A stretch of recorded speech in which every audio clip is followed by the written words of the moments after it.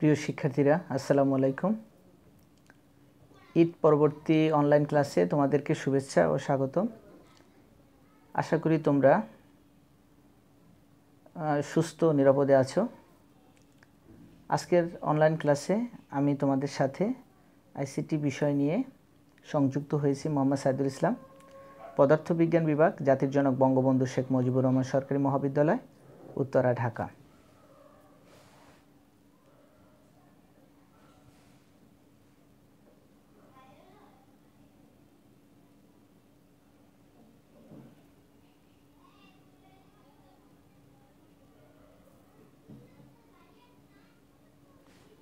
আজকে আমি তোমাদেরকে আইসিটি বিষয়ের চতুর্থ অধ্যায়ের HTML এর বিভিন্ন হেডিং ট্যাগসমূহ, প্যারাগ্রাফ ট্যাগ, ফরম্যাটিক ট্যাগসমূহ এবং তাদের স্টাইল সম্পর্কে আলোচনা করতে চাচ্ছি। তো তোমরা এই অধ্যায় শেষে যা যা শিখতে পারবে, বিভিন্ন হেডিং ট্যাগের ব্যবহার সম্পর্কে জানতে পারবে, প্যারাগ্রাফ ট্যাগের ব্যবহার সম্পর্কেও জানতে পারবে, বিভিন্ন ফরম্যাটিং ট্যাগের ব্যবহার ব্যাখ্যা করতে পারবে, বিভিন্ন ফরম্যাটের বিভিন্ন বৈশিষ্ট্য নির্ধারণ করতে পারবে। এখন আমি তোমাদেরকে HTML হেডিং ট্যাগ কি সে সম্পর্কে বলছি। আমরা HTML এর ওয়েব পেজের কোনো বিষয়ের শিরোনাম দেওয়ার জন্য HTML এ 6 ধরনের হেডিং ট্যাগ রয়েছে, যার মধ্যে H1 হলো সবচেয়ে বেশি গুরুত্বপূর্ণ বা সাইজের বড় এবং H6 সবচেয়ে কম গুরুত্বপূর্ণ বা সাইজের সবচেয়ে ছোট ট্যাগ। হেডিং ট্যাগ এর ওপেনিং এবং ক্লোজিং ট্যাগের মধ্যে যা লেখা হয় তা শিরোনাম হিসাবে দেখায়, অর্থাৎ হেডিং হিসাবে আমরা এখানে দেখতে পারবো। এগুলো হলো H1 ওপেনিং ট্যাগ থেকে H1 ক্লোজিং ট্যাগ, এবং এরপরে H2 থেকে H2 ওপেনিং অ্যান্ড ক্লোজিং, এবং H3 ওপেনিং ট্যাগ থেকে H3 closing tag, H4 opening tag থেকে H4 closing tag, H5 opening tag থেকে H5 ক্লোজিং ট্যাগ, এবং H6 ওপেনিং ট্যাগ থেকে H6 ক্লোজিং ট্যাগ পর্যন্ত। এখন আমি এই হেডিং ট্যাগের একটি HTML এর কোড এখানে উল্লেখ করেছি, তোমরা একটু খেয়াল করো। শুরুতে আমরা HTML ট্যাগ, যেটা দ্বারা HTML শুরু করলাম, এরপর আমি বডি ট্যাগ হিসাবে নিয়েছি, অর্থাৎ এখানে মূল কাজটা আমি শুরু করতে চাচ্ছি। তো যেহেতু প্রথম সেন্টেন্সটি হচ্ছে সবচেয়ে বড় সাইজের, সেই ক্ষেত্রে আমরা এখানে HTML কোড হিসাবে আমি H1 ফন্ট সাইজটা নিয়েছি, এটা ওপেনিং ট্যাগ হিসাবে, এবং ক্লোজিং ট্যাগ হিসাবে H1 ক্লোজ করেছি। তারপরে H2 থেকে H2 ক্লোজিং করেছি, H3 ওপেনিং ট্যাগ থেকে H3 ক্লোজিং করেছি, এরপরে H4 থেকে H4 ক্লোজিং করেছি, H5 ওপেনিং ট্যাগ থেকে H5 ক্লোজিং ট্যাগ হিসাবে আমি নির্ধারণ করেছি, এবং সর্বশেষে আমি H6 ওপেনিং ট্যাগ থেকে H6 ক্লোজিং ট্যাগ পর্যন্ত আমরা শিরোনাম হিসাবে দেখেছি। এরপরে আমাদের বডি এর অংশ শেষ। তো বডি হিসাবে আমরা এখানে ক্লোজিং ট্যাগ হিসেবে বডি ট্যাগ ব্যবহার করেছি। এরপরে আমি HTML ক্লোজিং করেছি। এরপরে তুমি খেয়াল করো তোমরা যে আমরা H1 থেকে H6 ট্যাগের যে অ্যাট্রিবিউটগুলো আছে HTML ট্যাগে, সেখানে আমরা অ্যাট্রিবিউট হিসেবে অ্যালাইন, অ্যাট্রিবিউট ভ্যালু হিসেবে লেফট, রাইট, সেন্টার, জাস্টিফাই, আর ডিসক্রিপশন হিসাবে হেডিং বা শিরোনামের অবস্থান নির্ধারণ করে। এখন আমরা HTML এর প্যারাগ্রাফ ট্যাগ সম্পর্কে বলতে চাচ্ছি, যে ওয়েব পেজের কোনো তথ্য প্যারাগ্রাফ আকারে দেওয়ার জন্য paragraph tag, P opening tag এবং পি ক্লোজিং ট্যাগ ব্যবহার করা হয়। প্যারাগ্রাফ ট্যাগের ওপেনিং এবং ক্লোজিং ট্যাগের মধ্যে যা লেখা হয় তা একটি প্যারাগ্রাফ হিসেবে দেখায়। এক্ষেত্রে কোডে অনেক লাইন বা স্পেস থাকলেও ব্রাউজারে তা বাদ দিয়ে দেয়। নিচে কয়েকটি প্যারাগ্রাফ কোডের আউটপুট লক্ষ্য করতে পারো, তোমরা একটু খেয়াল করো। এখানে আমি একটি প্যারাগ্রাফের HTML কোড দেখিয়েছি, যেখানে আমরা প্যারাগ্রাফ, যেহেতু এখানে পি ওপেনিং ট্যাগ হিসাবে আমরা পি ট্যাগটি ব্যবহার করেছি, পিকে ক্লোজিং করেছি, এবং যথারীতি HTML কোড দিয়ে শুরু করতে হয়। এরপর মূল কাজটি আমি HTML মূল কাজটি আমি বডি ট্যাগ দিয়ে শুরু করেছি এবং এটা ক্লোজিং করেছি, তারপর HTML ক্লোজ করেছি।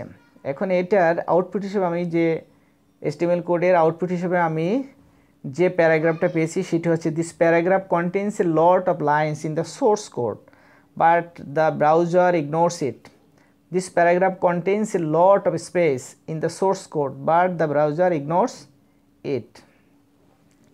ওকে, এরপরে আমরা এই প্যারাগ্রাফ ট্যাগের কতগুলো অ্যাট্রিবিউট আছে। অ্যাট্রিবিউট হচ্ছে অ্যালাইন, অ্যাট্রিবিউট ভ্যালু হিসাবে লেফট, রাইট, সেন্টার, জাস্টিফাই এবং ডিসক্রিপশন হিসেবে আমরা প্যারাগ্রাফ টেক্সটের অবস্থান নির্ধারণ করিয়েছি।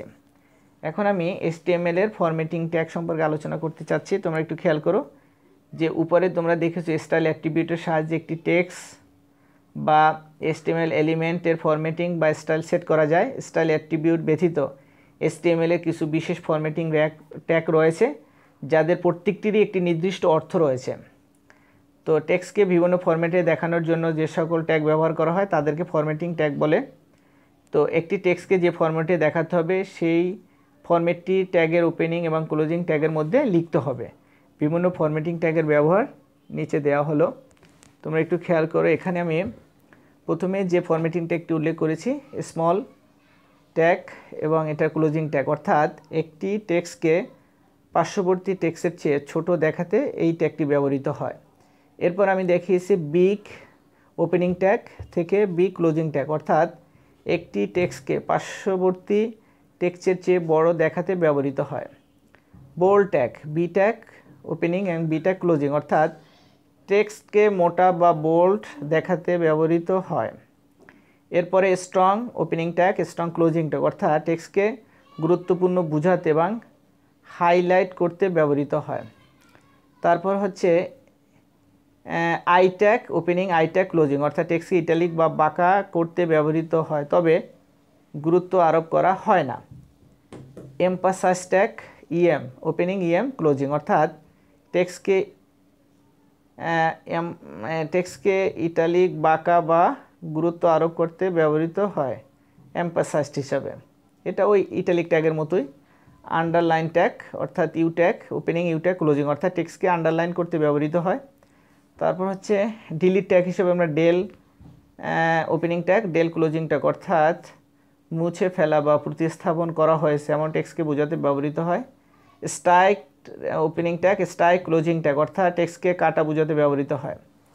তারপর সাবস্ক্রিপ্ট ট্যাগ হিসেবে আমরা সাব এবং এটা ওপেনিং ট্যাগ, এটা ক্লোজিং হিসাবে সাব ক্লোজিং। টেক্সটকে সাবস্ক্রিপ্ট করতে ব্যবহৃত হয়। সুপারস্ক্রিপ্ট ট্যাগ হিসাবে সুপ, টেক্সটকে সুপারস্ক্রিপ্ট করতে ব্যবহৃত হয়। তো এখানে আমি সবগুলো ফরম্যাটিং ট্যাগেরই ট্যাগ সম্পর্কে আলোচনা করেছি এবং তার ব্যবহার সম্পর্কে আমি এখানে বলেছি। এখন আমি এই ট্যাগগুলোর মাধ্যমে সবগুলো ফরম্যাটিং ট্যাগেরই এক্সাম্পল আমি এখানে দিয়েছি। প্রথমে লেখা আছে HTML small formatting, HTML big formatting, this is bold text, this is strong text, this is italic text, this is emphasised text, this is underline text, this is deleted text, this is strike text, this is subscript text, this is superscript text. এইগুলোর সমন্বয়ে আমি এখানে HTML code করেছি, যেখানে small tag হিসেবে আমি এগুলো সবই প্যারাগ্রাফ ট্যাগ এবং এগুলো ফরম্যাটিং ট্যাগ। সেই ক্ষেত্রে আমি পি দ্বারা শুরু করেছি এবং এখানে স্মল হিসাবে আমরা স্মল ট্যাগ ব্যবহার করেছি, বিগ হিসেবে বিগ ট্যাগ, তারপর বোল্ড হিসাবে আমরা বি ট্যাগ ব্যবহার করছি, স্ট্রং ট্যাগ ব্যবহার করেছি, ইটালিক বা বাঁকা হরফ হিসাবে আমরা ইটালিক ট্যাগ ব্যবহার করি, এমফাসাইজড আন্ডারলাইন হিসাবে ইউ ট্যাগ ব্যবহার করেছি, ডিলিট বা মুছে ফেলার জন্য ডেল ট্যাগ ব্যবহার করেছি। তারপরে সাবস্ক্রিপ্ট ট্যাগ হিসাবে সাব এবং সুপারস্ক্রিপ্ট ট্যাগ হিসাবে আমরা সুপ ব্যবহার করেছি। এরপর HTML ক্লোজ করেছি, বডি ক্লোজ করেছি, HTML ক্লোজ করেছি। অর্থাৎ এইখানে আমি সবগুলোই ফরম্যাটিং ট্যাগের এক্সাম্পল দিয়েছি। আশা করি তোমরা বুঝতে পেরেছো। তো আজকের অনলাইন ক্লাস এখানেই শেষ করলাম। তো তোমরা সকলেই ভালো থাকবে, সুস্থ থাকবে, নিরাপদে থাকবে। Thank you very much. এতক্ষণ তোমাদের সাথে আমি SI স্যার, জাতির জনক বঙ্গবন্ধু শেখ মুজিবুর রহমান সরকারি মহাবিদ্যালয়, উত্তরা, ঢাকা। আল্লাহ হাফেজ, আসসালামু আলাইকুম।